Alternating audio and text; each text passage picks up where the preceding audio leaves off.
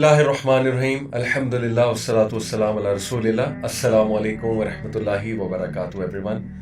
امید ہے آپ سب خیریت سے ہوں گے اور آج مجھے بہت خوشی ہو رہی ہے بیکاز تھمبنیل میں بھی آپ نے دیکھ لیا ہوگا.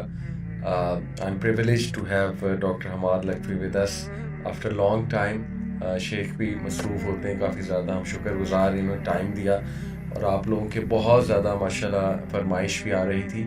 So here is Dr. Hamad with me. السلام علیکم ورحمۃ اللہ وبرکاتہ. وعلیکم السلام ورحمۃ اللہ. کیسے ہیں شیخ؟ خیریت سے ماشاءاللہ, مصروفیات ٹھیک جا رہی ہیں آپ کی ماشاءاللہ. شکر اللہ تعالیٰ. بہت شکریہ شیخ, آپ نے ٹائم دیا. تھوڑا سا ہم دور آ گئے آپ کے وہاں سے بٹ ایک مقصد تھا یہاں آنے کا, ابھی میں ذکر کر ہی رہا تھا آپ سے, تو اللہ اس میں کامیابی بھی دے رہے ہیں, ہم آگے دعا بھی کریں انشاءاللہ تعالیٰ. شیخ, ہمارا ایونٹس آف چینج ایک ٹور چل رہا ہے آج کل جو پورے پاکستان ڈفرینٹ سٹیز میں جاتے ہیں, ڈفرینٹ انسٹیٹیوٹس میں, شہروں میں, کالجز میں, تو وہاں جا کے کانفرنسز بھی ہم نے کرائے. بھی پنجاب کو کور کیا ہے, پرسوں ہم سندھ کے لیے نکل رہے ہیں انشاءاللہ. تو ایک بہت کامن سوال میں نے نوٹ کیا کانفرنسز پہ بھی اور یونیورسٹیز کے اسٹوڈنٹس, وہ یہ سوال آ جا کے مطلب سوال کا کرکس یہی ہوتا ہے, اور وہ سوال یہ ہے کہ مایوسی بہت زیادہ جو ہے وہ پھیلتی جا رہی ہے.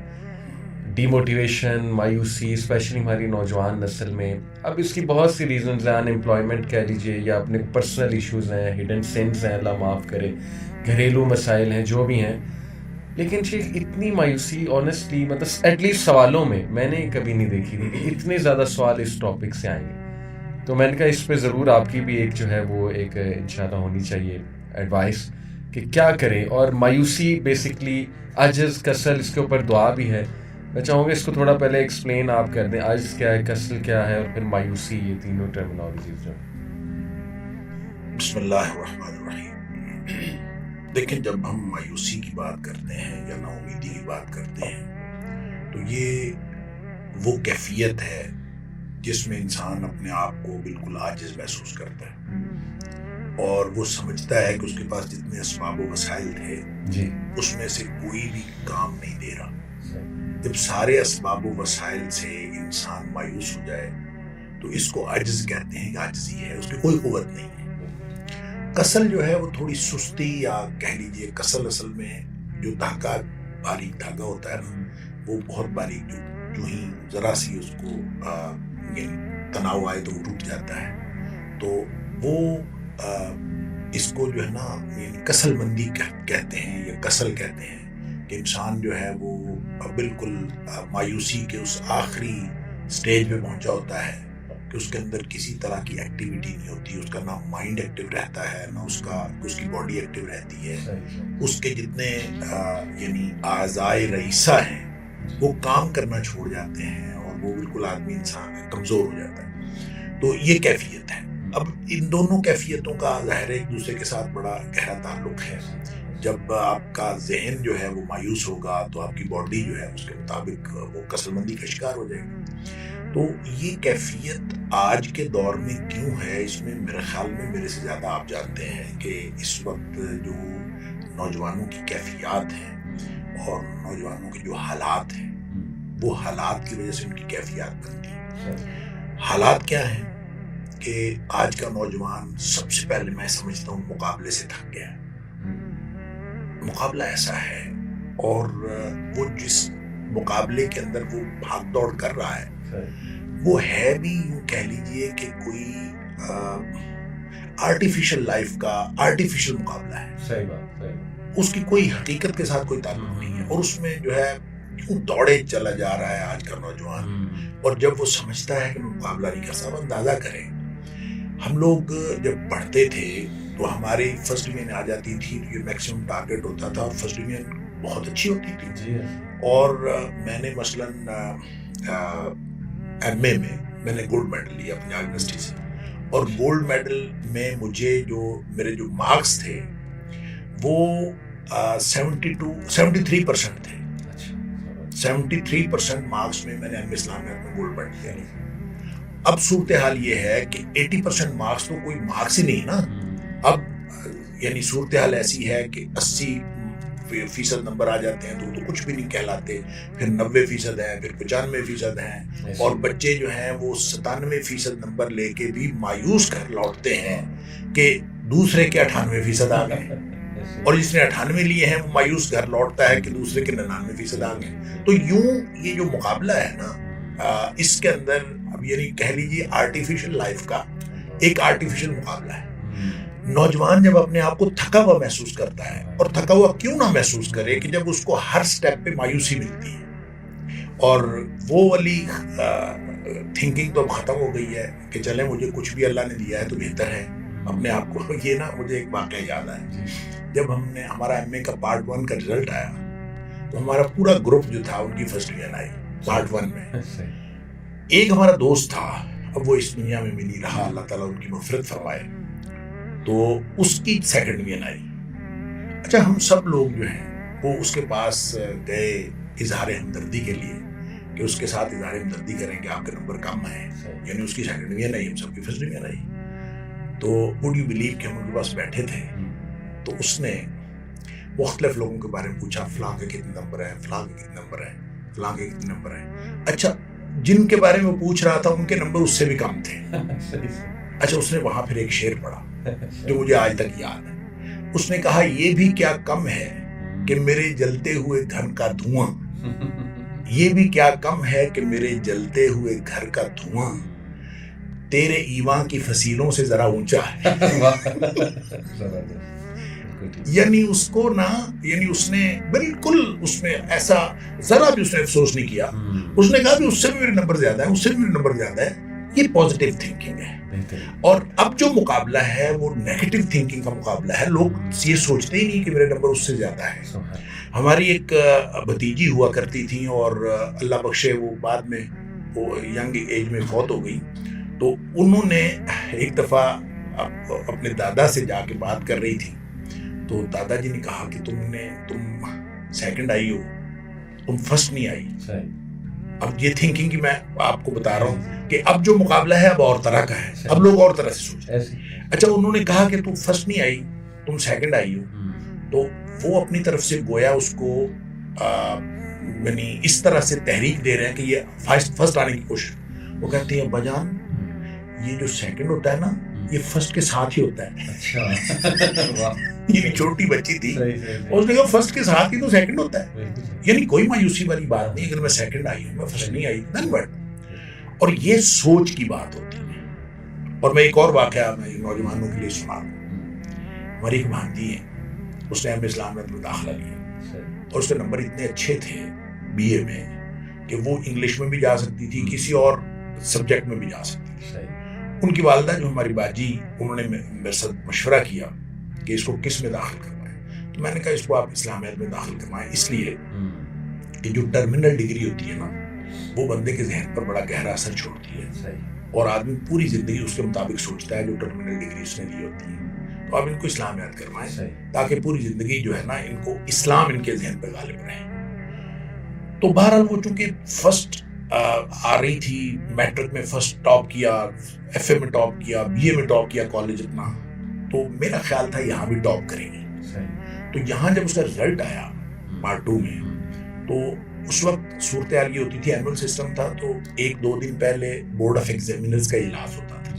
تو اس میٹنگ میں وہ رزلٹ پاس ہوتا تھا تو اپروو ہوتا تھا. تو میں اس میں ہم دیکھ لیتے تھے, جس کا کسی کا رزلٹ دیکھنا ہوتا تھا تو 2 دن بعد رزلٹ آتا, 1 یا 2 دن بعد. تو میں نے اس کا رزلٹ دیکھا تو وہ تیسرے یا چوتھے نمبر پر آئی, فرسٹ نہیں آئی. مجھے بڑا افسوس ہوا, میں نے کہا اس کو فرسٹ آنا چاہیے. میں نے امید لگائی ہوئی تھی کہ اس کو فرسٹ آنا چاہیے, اور وہ فرسٹ نہیں آئی. اور میں نے اس کو فون کیا, اس کو ایک تو رزلٹ بتایا, اور دوسرا میں نے اس کو کہا کہ تم فرسٹ نہیں آئی, اور افسوس کا میں نے اظہار کیا. اس نے مجھے آگے پتہ کیا کہا, اس نے کہا مام جی آپ تو ایسے کیا کر رہے ہیں جیسے یہ آخرت کا امتحان. اس نے مجھے یہ کہا کہ شرمندہ کیا. اس نے کہا آپ تو اتنا افسوس کرنا ہے جیسے آخرت کا امتحان. اس کی کیا بات ہے, کوئی حرج نہیں, بس فرسٹ نہیں آئی تو پھر کیا ہے. اصل میں اس سوچ کی ضرورت ہے. یہ سوچ ہمارے آج کے نوجوان میں ختم ہوتی جا رہی ہے. اور وہ جو میں نے پہلے عرض کیا کہ ایک آرٹیفیشل لائف کا ایک آرٹیفیشل مقابلہ ہے, اور اس میں بھاگ دوڑ چل رہی ہے, اور اس میں جو ہے وہ بالکل اس کو پتہ نہیں چلتا کہ میں نے کیا کرنا ہے کیا نہیں کرنا. اچھا پھر اس سے اوپر سوشل میڈیا کا پریشر, اور سوشل میڈیا کا اس قدر پریشر ہے کہ ہر شخص نے اپنی کامیابی جو ہے اس کو شیئر کرنا ہے لوگوں کے ساتھ، بالکل، اور بڑھا چڑھا کے شیئر کرنا ہے، مبالغے کے ساتھ شیئر کرنا ہے۔ اور جب انسان اس کے اوپر دیکھتا ہے سوشل میڈیا کے اوپر کہ فلاں یہاں نکل گیا، فلاں یہاں نکل گیا، فلاں امریکہ پہنچ گیا، فلاں اتنے نمبر لے لیے، فلاں کاروبار میں اتنا آگے بڑھ گیا، فلاں کی اتنی عمر تھی، تو نوجوان اور مایوسی کا شکار ہوتا چلا جاتا ہے۔ پازیٹیو بات تو ہے کوئی نہیں، عقیدے کا معاملہ مضبوط نہیں ہے، عقیدہ مضبوط نہیں ہے، مسلمان ہونے کے اعتبار سے جو سوچ ہونی چاہیے تھی وہ سوچ نہیں ہے، گھریلو جو پرورش ہے اس کے اندر وہ ایلیمنٹ بہت کم ہے یا ہے ہی نہیں، اس کا فقدان ہے، جس کی وجہ سے اس کا عقیدہ درست ہونا تھا، جس کی وجہ سے اس کو امید رکھنی تھی، وہ ساری ختم ہوتی جا رہی ہے۔ اس لیے میں یہ سمجھتا ہوں کہ نوجوان جو ہے وہ دن بدن وہ اور پھر بے روزگاری اور جو معاشی پریشانیاں ہیں، پھر معاشرتی تعلقات بھی اس کے ساتھ وابستہ ہیں۔ یعنی کوئی شخص جو ہے وہ کسی کو منہ لگانے کے لیے تیار نہیں ہے۔ جب اس کو پتہ چلے کہ یہ معاشی طور پر ابھی کوئی کامیاب آدمی نہیں ہے تو لوگ جو ہے اس سے تعلق رکھنا پسند نہیں کر رہے۔ یعنی ذرا سا آپ کو بتا دیں کہ میں بے روزگار ہوں یا میں کچھ نہیں کرتا تو لوگ بظاہر جتنا مرضی آپ کا امپریشن اچھا ہو، آپ کی گفتگو اچھی ہو، آپ کی بیہیویئر اچھا ہو، اس کو وہ کسی کھاتے میں نہیں لگاتے۔ وہ آپ کی معاشی جو حالت ہے اس سے آپ کے معاشرتی تعلقات کی بنیاد بنتی ہے، اسی سے لوگ اندازہ کرتے ہیں۔ یہ وہ کیفیات، یہ صورتحال ہے جس سے آج کے نوجوان کی ذہنی کیفیت تیار ہوتی ہے، اور پھر فیوچر کی جو انسرٹنٹی ہے وہ ایک بہت بڑا فیکٹر پلے کر رہی ہے کہ مستقبل کا پتہ ہی نہیں ہے کیا کرنا ہے۔